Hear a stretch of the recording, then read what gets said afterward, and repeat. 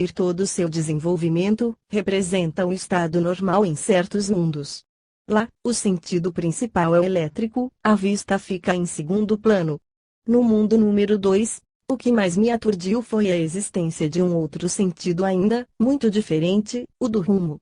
Outro filete nervoso, partindo do cérebro, deu lugar a uma espécie de orelha dotada de ligeiras asas por intermédio da qual a criatura percebe a direção. Sabe-se, assim, sem o auxílio da vista, se marcha para o norte, sul, este ou oeste. A atmosfera está repleta de emanações que vos são desconhecidas. Esse sentido singular se orienta sem erro possível.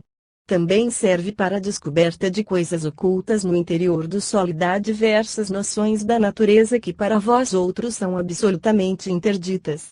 Poderia assim mostrar-vos que nos canteiros do jardim da criação existe infinita diversidade, e que seria necessário uma eternidade para saborear os respectivos frutos e flores.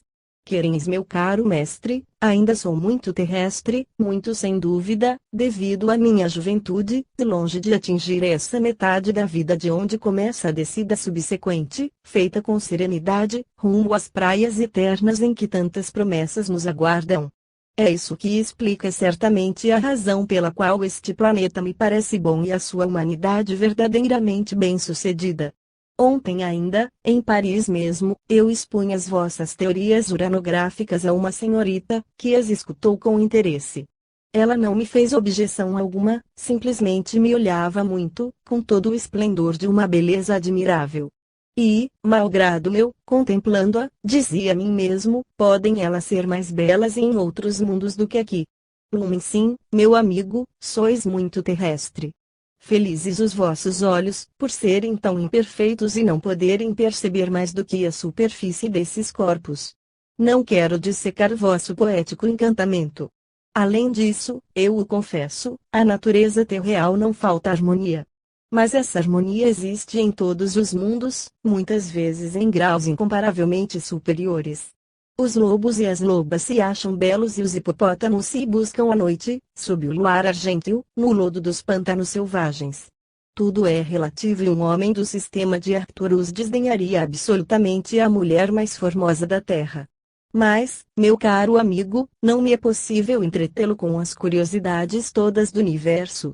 Que vos baste haver levantado o véu para vos permitir entrever a incomensurável diversidade que existe nas produções animadas de todos os sistemas disseminados no espaço. Eis que bem depressa vem a aurora, que põe em fuga os espíritos, e vai fazer desmaiar a nossa palestra, tal qual a luz de Vênus esmaece a aproximação do dia terrestre. Desejo agora acrescentar aos aspectos precedentes uma observação assaz curiosa, inspirada pelas mesmas contemplações. Ei-la, se um espírito sutil partisse da Terra no momento da fulguração de um relâmpago e viajasse durante 1 hora ou mais tempo com a luz, veria o relâmpago durante tanto tempo quanto olhasse. Esse fato é estabelecido segundo os princípios já expostos. Se, porém, em vez de se distanciar exatamente com a velocidade da luz, o fizesse com uma rapidez algo inferior, eis a seguir o que poderia observar. Admitamos que essa viagem de afastamento da Terra, durante a qual o espírito sutil olha o relâmpago, dura 1 minuto, e suponhamos que o clarão perdure por espaço de 1/10 de segundo. O contemplados continuará enxergando o relâmpago durante 600 vezes a sua duração, mas, se em vez de voar parelho sem a velocidade da luz, mover-se mais lentamente, e, por exemplo, empregar 1/10 de segundo para chegar ao mesmo ponto, não verá sempre o mesmo momento do relâmpago, e sim sucessivamente os diversos momentos que constituíram a duração total do relâmpago, que foi igual a 1/10 de segundo. Naquele minuto inteiro, teria tido vagar para ver, primeiro, o começo do clarão, e de analisar o desenvolvimento, as fases e a continuação, até ao fim. Concebei que estranhas descobertas poderiam ser feitas na natureza íntima do relâmpago, aumentado 600 vezes na ordem de sua duração.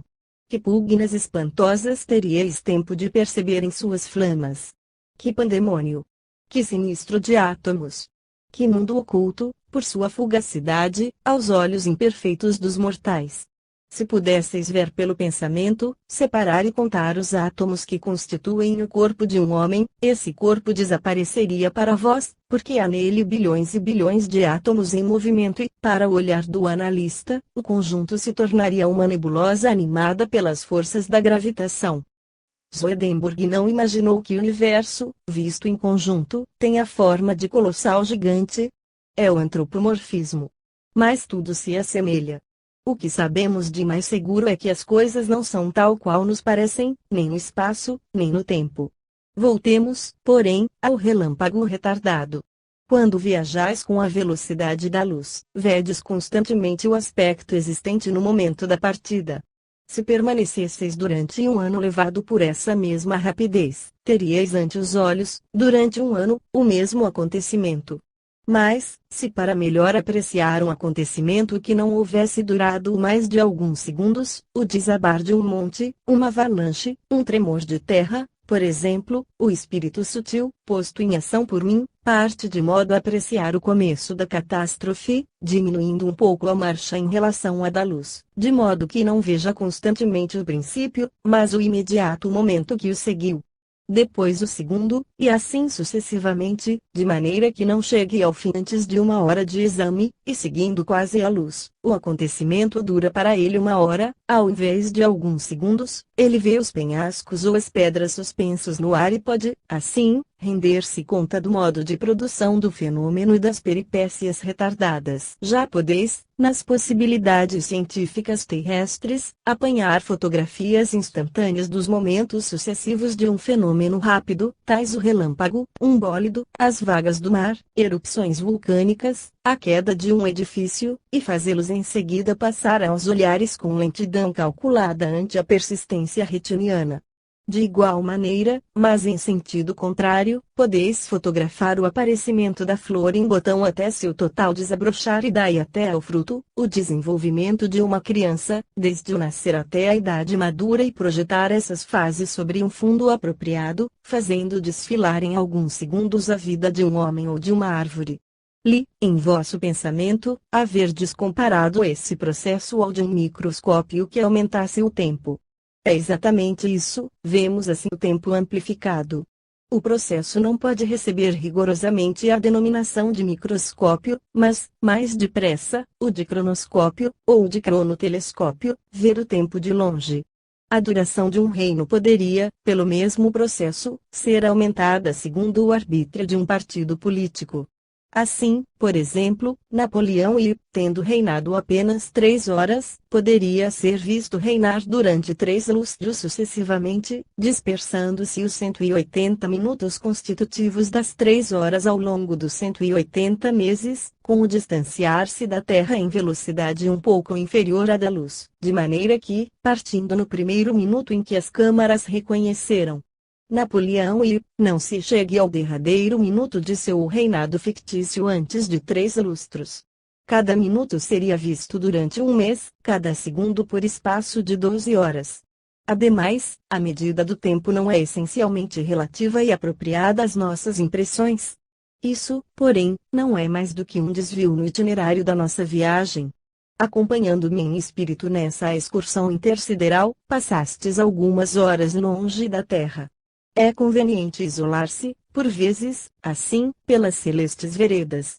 A alma tem maior posse de si mesma e, nessas reflexões solitárias, penetra profundamente através da realidade universal.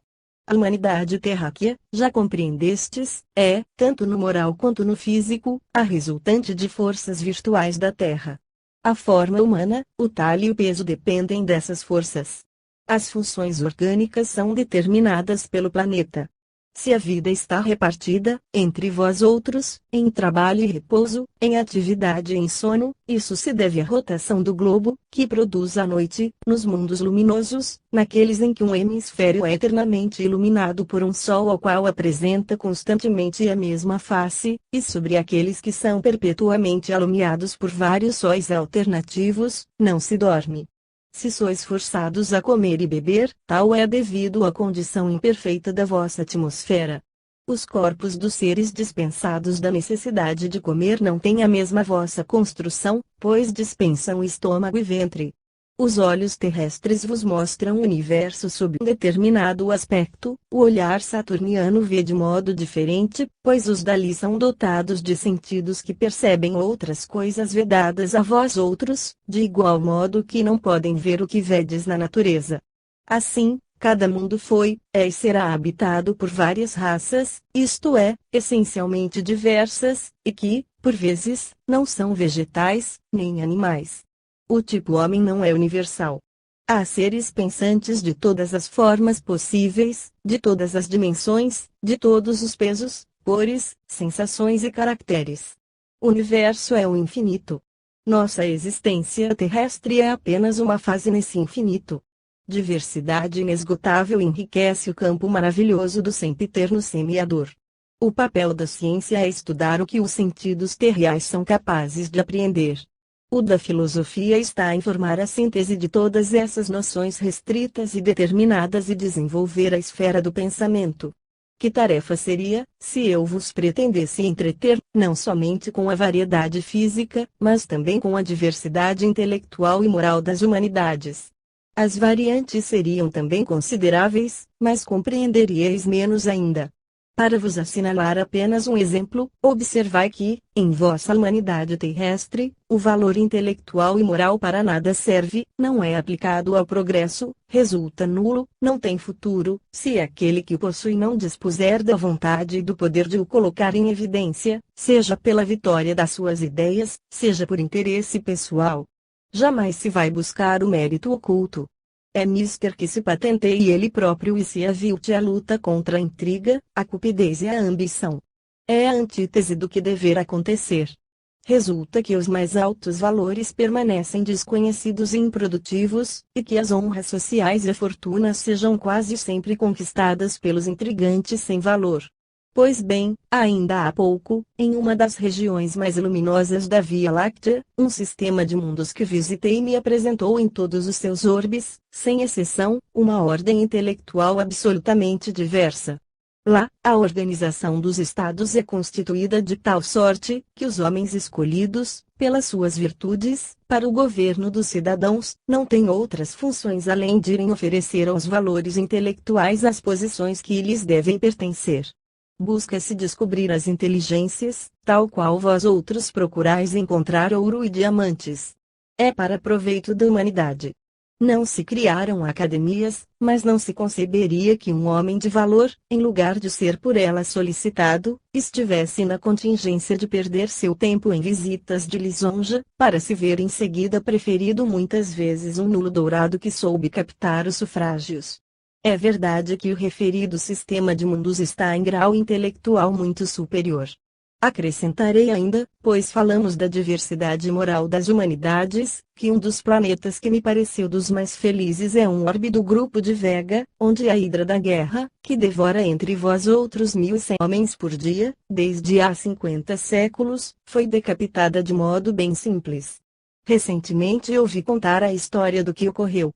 Um dia, as câmaras dos diferentes povos, porque havia também nações separadas, votaram a mesma lei, declarando que os interesses das nações entram por vezes em rivalidades inevitáveis, cabendo à sorte das armas ainda em certas circunstâncias decidir, importava considerar, no entanto, que os povos são os verdadeiros soberanos e constituem a base fundamental da humanidade, e que era inútil, oneroso e inconveniente derramar sangue de um tão grande número de homens. Foi decidido que se limitaria daí em diante o resultado desses choques a um combate único, singular, entre os chefes de Estado, e que, quando a honra e a dignidade dos povos o exigissem, os dois chefes das nações beligerantes se defrontariam em duelo público, o qual somente cessaria com a morte de um dos ditos representantes oficiais das pátrias em rivalidade. A lei foi aplicada em todo o seu rigor.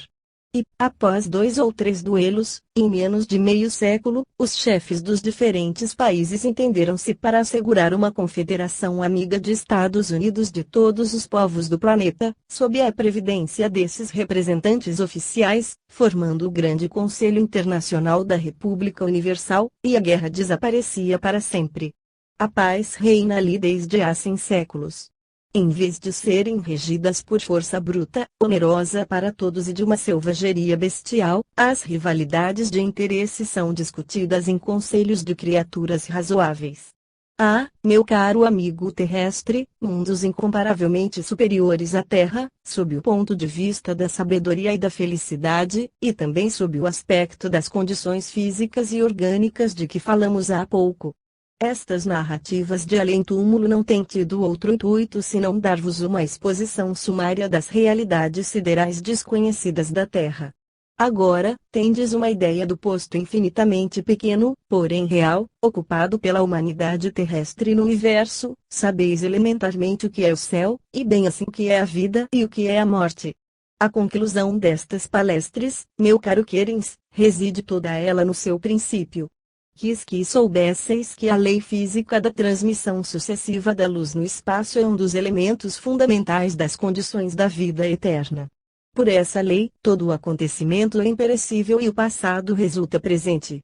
A imagem da Terra de há 60 séculos está atualmente no espaço, a distância que a luz percorreu nesses 60 séculos, os mundos situados em tal região vêm à Terra daquela época. Nós outros podemos rever a nossa própria existência diretamente, e nossas diversas existências anteriores, basta para tanto estar à distância conveniente dos mundos onde houvermos vivido. Há estrelas vistas da Terra que não existem mais, por isso que extintas, depois de haverem emitido os raios luminosos que agora somente vos chegam, de igual modo que poderíeis receber a voz de um homem distante, o qual poderia estar morto no momento de se lhe ouvir a voz, dada a hipótese de ser acometido de apoplexia imediatamente depois de haver projetado um grito. Assim, estas conversações estabeleceram que os acontecimentos do passado existem sempre, levados no éter do espaço infinito. Sinto-me feliz por me haver esse quadro permitido traçar ao mesmo tempo um panorama da diversidade das existências planetárias, e bem assim das inúmeras formas vivas desconhecidas da Terra. Aqui ainda, as revelações de Urânia são mais vastas e mais profundas do que as de todas as suas irmãs. A Terra não passa de um átomo no universo. Detenho-me aqui, todas essas numerosas e diversas aplicações das leis da luz vos eram desconhecidas. Na Terra, nessa caverna obscura, tão judiciosamente qualificada por Platão, vegetais em plena ignorância das gigantescas forças em ação do universo. O dia virá em que a ciência física descobrirá na luz o princípio de todo o movimento e a razão íntima das coisas. Já, desde há algum tempo, a análise espectral tornou possível identificar, no exame de um raio luminoso vindo do Sol ou de uma estrela, as substâncias que constituem esse Sol e essa estrela. Já podeis determinar, através de uma distância de bilhões e trilhões de quilômetros, a natureza dos corpos celestes, dos quais recebeis apenas o raio luminoso. O estudo da luz vos prepara resultados mais magníficos ainda, na ciência experimental e em suas aplicações à filosofia do universo. Mas, eis que a refração da atmosfera terrestre estende para além do zênite a luz emanada do vosso Sol. As vibrações do dia impedem-me comunique por mais tempo convosco. Adeus, meu digno amigo. Adeus, ou antes, até breve. Talvez regresse algumas vezes para conversar ainda com o vosso espírito, para demonstrar que jamais vos esqueço. Depois, mais tarde, quando a hora da vossa alforria terrestre houver soado a sua vez, quando o vosso corpo adormecer no derradeiro sono neste medíocre planeta, eu virei ante vosso espírito, e faremos então uma viagem real através dos inenarráveis esplendores da imensidade. Nos sonhos mais temerários da vossa fantasia não formareis jamais uma ideia, sequer aproximada, das estupendas curiosidades, das maravilhas inimagináveis que vos aguardam. Fim.